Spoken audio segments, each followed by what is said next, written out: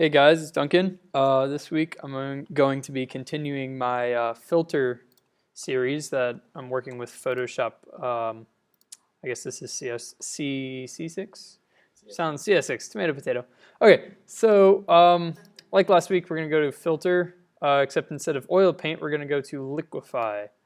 So this Liquefy page that comes up is really an interesting page. It's got a lot to do on here, different, I guess, tools. So the first one we're going to be talking about is this one called the forward warp tool. And basically what that does is wherever your mouse is that you push, it's going to push the pixels, you can't really see it up there, but it's going to push the pixels where it's going. So if I go onto the face, I can just distort it. Now, why you would do that, you know, who knows? Maybe you just want to like wavy, you know. So there's all sorts of applications for that. You can figure that stuff out. And then we have the pucker tool, which can make everything smaller, like the eyes, or like this outlet over here. Just make it really small.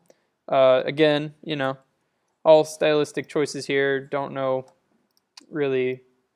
I mean, I guess there's lots of things you can do with this. You can just that if you wanted to. Maybe has a big nose. Yeah, maybe he has a big nose. You want to just get rid of, just make his nose smaller.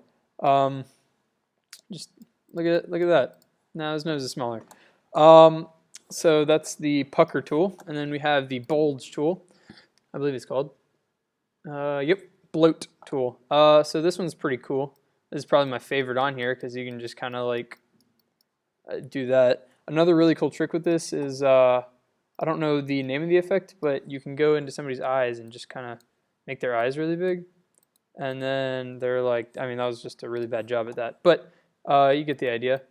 So that's the bloat tool.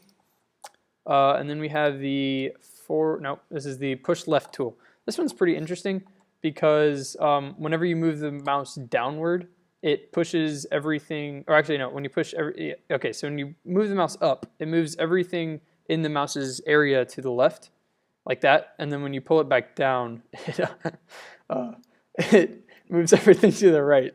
Sorry. So, you know, something you can do with this is just kind of, you know, mess with his eyes or something like that. It looks really silly, I guess. But, so that's that.